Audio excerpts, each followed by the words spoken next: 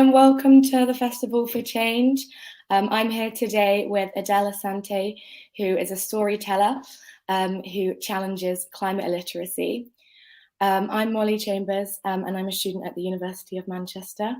I'll hand over to you. Well, thank you, Molly, and to the rest of the community, thank you. I also wish to thank the organizers of the Festival for Change for an incredible program. The past few days, I've sat in the comfort of my home and I've learned a great deal. I have even learned about the donut economy, which I think in my home country will be called the Tatale economy. So I'm really excited to be here. I also bring greetings from our very diverse tribe, Africaniwa, where through the sacred and the fine art of storytelling, we endeavor to speak one common language, the language of unity in diversity. It's important for me to also say that I'm no climate expert. I have just come to tell the story. And the way that I bring nuance into this space and into this conversation is through the fine art of the human lived experience story, the human lived and the living experience. And the way we practice our storytelling, we are able to bring the teller and the listener into a place we like to call the awareness of awareness. And at this place, we wish to ignite your sense of empathy. So sometimes the story we tell might dissonate or resonate. So today, even more than your questions, I hope that you are also able to share your reflections. So this is not about the many theories underpinning storytelling. No, I'm just going to tell my story and hope that I'm able to inspire you and highly motivate you to tell your own story. Because I'll tell you what my grandmother, Kusianya Makan, would say. She would say, "Sawan kasa wutsipwa yeyiwe," which also means if you do not tell your story, be sure someone else would, and they might not tell it right. At this point, I wish to invite all of the community to come with me on a journey into the awareness of awareness, to my little village, a village called Jakiti, somewhere in Ghana, West Africa. And in this village, when the people are beset with any problem or crisis, they ask many, many questions. And a few of the questions they ask are a couple that will often sound something like this. Now, who will give seed to the sower and bread to the eater? Who would care for the carer and wage war for the warrior? But who? Who would divine the future of the diviner, see the seer of the tomorrow? Who would tell the story of the storyteller, and who will prophesy to the prophets? Who would also tell the fortune of the fortune teller? A very important question, in my opinion, because these questions, they tell a story on their own. They tell a story of acknowledging the many intersections in the village. They also tell the story of an invitation to a place of inclusivity and diversity. They also tell the story of collaboration. But that's my little village, Jakiti. I'm afraid I couldn't say same about our global village. Because not long ago, our global village is also beset with a problem that evolves into a crisis and now an emergency, the climate emergency. And so our global village also calls for a meeting that will be known and be called the COP26. And believe me, at this meeting, it's so easy for over 500 fossil fuel lobbyists to guarantee their seat at the problem-solving table, to guarantee their seat at the decision-making table. Over the few hundred leaders from the developing country, a place and its people and its culture going under sea, a place and its people and its culture with their hands lifted high, silently screaming, "Inyemamu," in other words, "I can't breathe," the human response to an ever-fortified oppressive system. So at COP26, who told their story and how did they tell it? About 5 years ago, I will begin my own journey into the climate space. And I had to, because It was all around me. Climate change, climate change. And I had to, because they said it's humanity's problem. And I understood that to be my problem. So I started invading spaces. For me, it was meetings, webinars, workshops, seminars, just wanting to know more. And I'll tell you what I found in those spaces. In those spaces, I realized there was nobody who looked or probably sounded like me. So who was telling my story and how were they telling it? In those spaces, to be honest, I came out even more confused than I entered because the jargons were everywhere. Carbon footprint, Annex 1, Annex 2, offsetting carbon. It was quite confusing, but I didn't give up. I persisted. Why? Because I was told it's humanity's problem. And I understood that to be my problem. Also in those spaces, they would talk about a people and their place called the Global South. Now, of these people, it was said they had contributed the least to the crisis, but were going to suffer the most. Of these people, the Global Southness, it was also told they were going to struggle the most to mitigate and adapt to the crisis. Well, certainly, I felt terribly sorry for the Global Southness. I wanted to know them. Who are they? Where do they live? What do they look like? What have they done? What have they not done? I was riddled with so many questions about the Global Southness. So I searched, I asked, I delved deep, and I found the Global South. I actually found the Global South was Lekki, Lekma, Labadi, Limpopo, Lusaka, Asante Achimbompata, and my little village, Chikiti. But these were no ordinary places. These were also the streets I had walked, the air I had breathed, the food and the water I had drunk. The Global South was my home, my family, my relation. A place and their people conveniently called the Global South in the climate conversation. So who was telling their story and how were they telling it? In the year 2020, the Global Economic Forum will organize a meeting in Davos. And at this meeting, 5 incredible female activists are invited. I felt really elated. Well, I wasn't invited, but someone was. For the first time, I will see somebody who looks like me and probably sound like me at the forefront of the climate conversation. Vanessa Nakati, a climate activist from Uganda. And as you would expect, Associated Press will come back to the public and tell us what happened. They even added a photo. Remember, they invited 5 young women.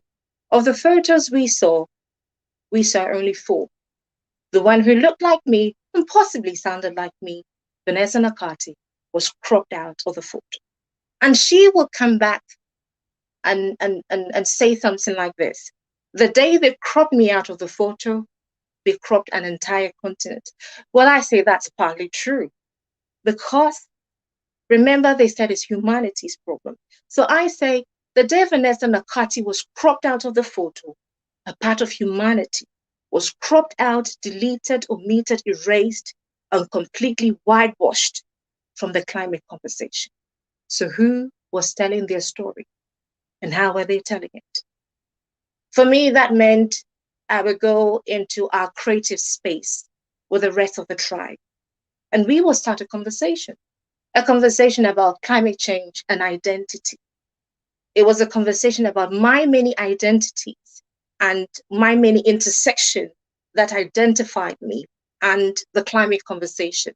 So I'm an African woman, storyteller. I come from a lineage of cocoa farmers. How were all these things interacting with the climate conversation? But then it's also meant that we could set a new table. And at this new table, we were going to invite a new kind of expert, an expert born out of years of the lived and the living experience, not an expert born out of years of academic research. Ordinary people to tell extraordinary stories. Cocoa farmers, Obroniwe sellers, in other words, those who sold the clothes of the dead white man. In other words, those who sold secondhand clothing. Yes, it was a story of pain and poverty, a people hard abandoned to justice. but it's also a story of creativity and innovativeness. It was a story of faith, hope, resilience, resistance, and a story of love. We saw the many parallels, the proliferating waste trade between the global north and the south, cleverly disguised as bridging the economic gap, cleverly disguised as bridging the technological gap. We told that story and we called it white trash. It ceased to become my story. It became a shared story, but most importantly, our shared humanity. Well, I wonder if ever you would tell your story, how would you tell it?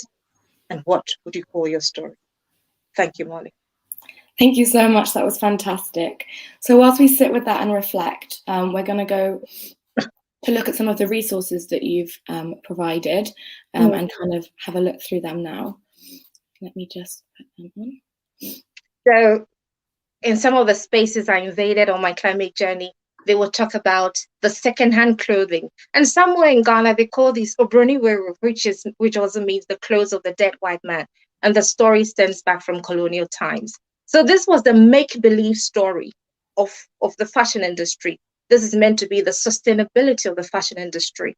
And in this place called Katamanto, they get about 30 million clothing items on a weekly basis. And this is just a representation of about the 60% that is saleable. And let's go to the next slide, Molly. This is the remaining of the clothing that cannot be sold at Katamanto.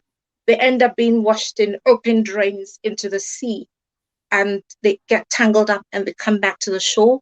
And my friend at EnT Foundation, she calls this the tentacles.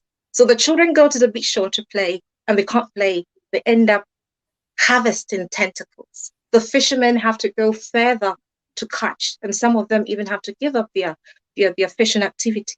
And the next photo also shows the tentacles. And you will see a familiar brand over there, and that's white trash. Thank you. Next image, please. So computers are sent somewhere to the global south, and they say, we are bridging the technological gap. No, they were not. These computers didn't work. They are beyond repairs. They are irreparable. So they end up in one of the largest e-waste sites in West Africa called Agbogloshi.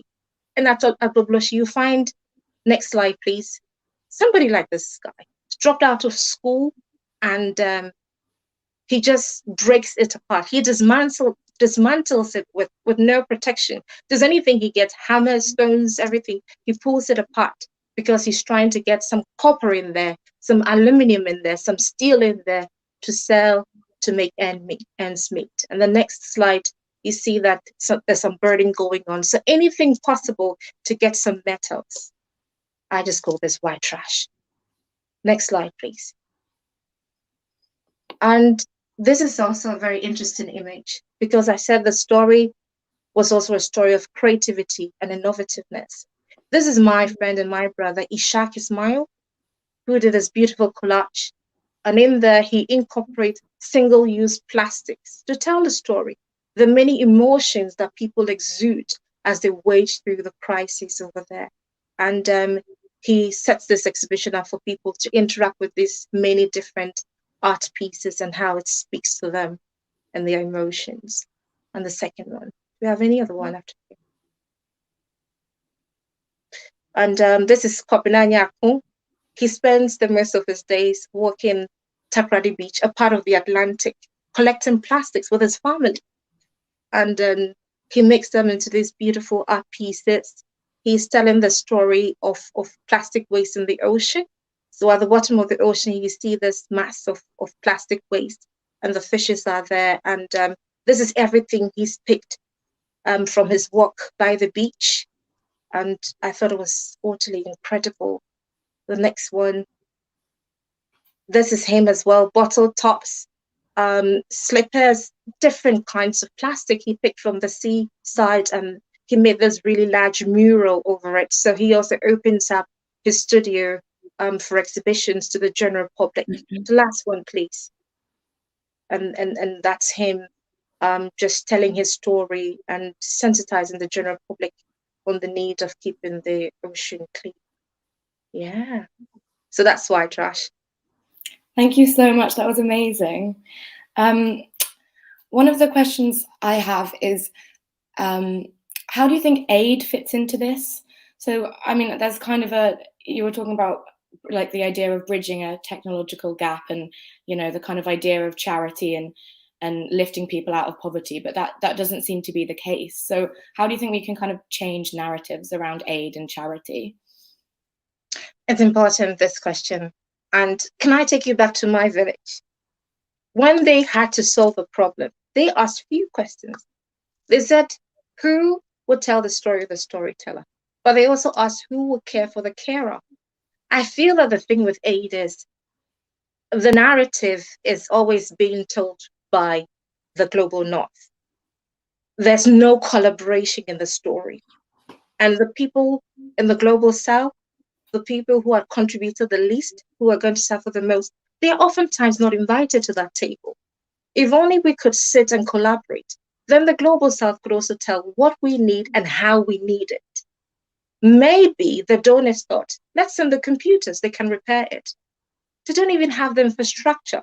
Maybe they said, well, the fast fashion is here. We can send all these things to Africa. It's the sustainable story of the fashion industry. But they don't even have the infrastructure to recycle or perhaps, to turn into something. So I feel that when it comes to aid, it's quite important to the conversation, but it's not approached with a collaborative effort. And I feel this is what is lacking. Mm. That's brilliant. Thank you. And the other thing that really struck me was you talking about earlier, was you talking about Davos and the one person that looked like you being cropped out. How do you think we can increase representation and kind of like lift up marginalized voices in the climate talks? That's really important. I would tell you about when I started this conversation and I was invading spaces, and I talk about, for me, when I went into those spaces, I didn't see anybody who looked or perhaps sounded like me. And for me, it was a stark absence of presence, identity, and representation. The global south, they are not waiting to feel the effect of the crisis. Some of my family in the southern part of Madagascar are wading through the crisis right now.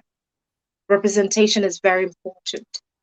How do we open up the spaces? And so I'm really encouraged to be here on the Festival of Change, because the past few days, I have seen some of my family from Pakistan, from India, come and share their story here.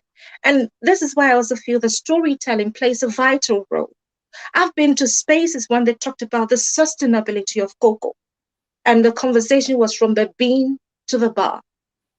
I went to Arnhem and I spoke to Mami Boudwa. She wanted to tell a different story. She wanted to tell a story of the cultivator to the consumer. She wanted to choose the people over the product. People like her can only have a say in the conversation if we take approaches such as storytelling. It's an age-long way of sharing knowledge and passing down information.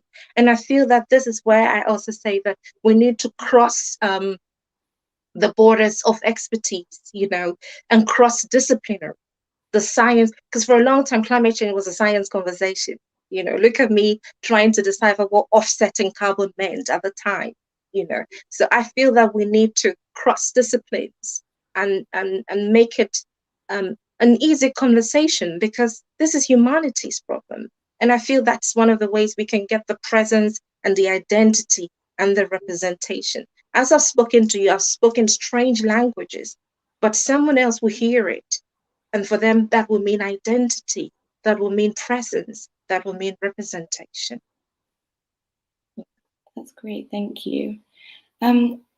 For storytelling, obviously it's, you're really forming a connection with the people that you're telling to. I'm just thinking about how, from a kind of global perspective, how do we, share stories and storytelling without kind of losing that like intimacy, maybe? Like, how do we scale it up without it becoming something that's kind of impersonal? Well, thank you. It's important to also say that, Molly, at the core of the storytelling is even individuality, but that is the start of the journey. And so when I was telling my story, I was asking who was telling their story and how were they telling it? I like to approach the climate story telling with what I think I wish to call the global approach. What is my individual story and how does that play in the global conversation? So for instance, maybe in 2030, a lot of young people will buy their first cars. They might buy an electronic car and they will take selfies and put it on the internet and say, look, I'm living a net zero life with my car. But that will be a one-sided story. If they told that story, I wish they also tell the story of Adamu, one of my family who says bye to his family every morning and goes to work in the cobalt mine, and mining these minerals. How do you put your local in the global? How do you have more nuance to the story? And I think that more than ever, we have the resources to follow some of these stories. It's the story of Liz. Liz followed a piece of textile from her home country in the United States and ended up in Cantonment Market, one of the largest markets for secondhand clothing.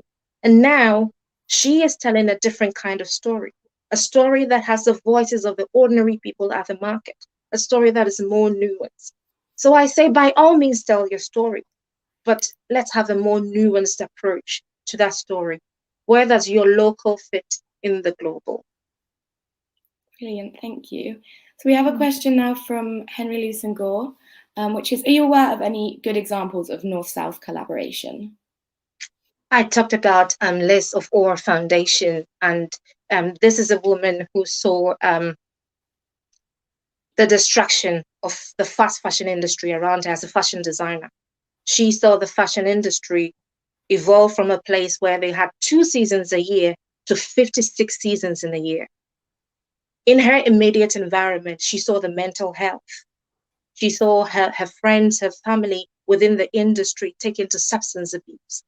But she will pause and ask herself, if we haven't this destruction on this side of the globe, what about the other end? The people whom we're sending all these things to. And so she went there and she saw the injustice. I grew up wearing a bruniwewu, the clothes of the dead white man, the secondhand clothing, and I know the smell of a bruniwewu. But today I tell that story differently because the smell of a bruniwewu was a smell of injustice.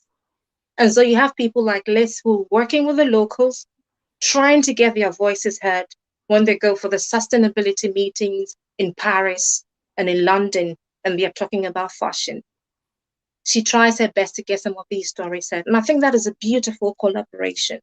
We started a story sometime last year, a story we called Chocolate Has the Name, because we wanted to tell a different story, not from the bean to the bar, but from the cultivator to the consumer.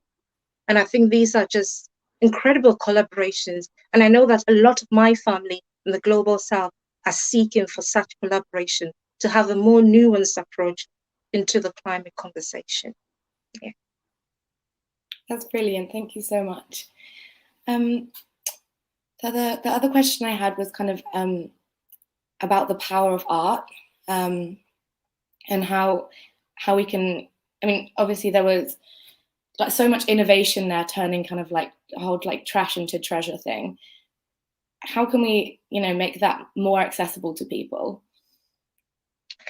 Well, Molly, it's interesting. I was saying that for a long time, the climate space has been controlled by scientists, and scientists are meant to deal with facts, But artists and little children, we are allowed to say things like the cow jumped over the moon and the dish ran away with a spoon. And so we play with a lot of ifs, we experiment with a lot of things. And I can imagine the great things we would do if we're able to cross disciplines. Yes. And someone would say, how do I even tell my story? I say, however it comes to you. I like to speak it sometimes. I like to write it. But for someone, it might be putting it on a collage or singing it or dancing it. However, by all means, tell your story. And I think that space should now be one that we should open widely to the wider community for people to embrace. Because I've had people tell incredible stories and I've wondered, wow, if only the rest of the world could hear it. So I think now more than ever, we should see the arts cross-discipline with the science in a way that these other ways of getting the message across are more accessible to the wider community. I've seen some communities do it, and the results has just been incredible with school children, going into local communities and things like that.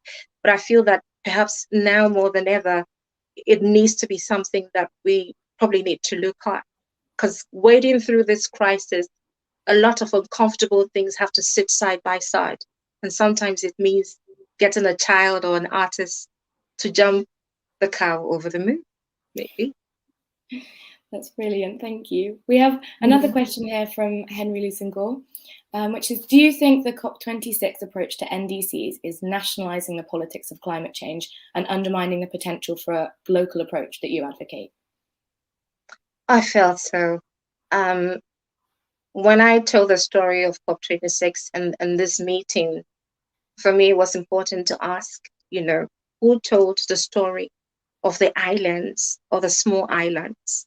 And for them, it's not a crisis that is yet to come. It's a crisis that is here. It's now.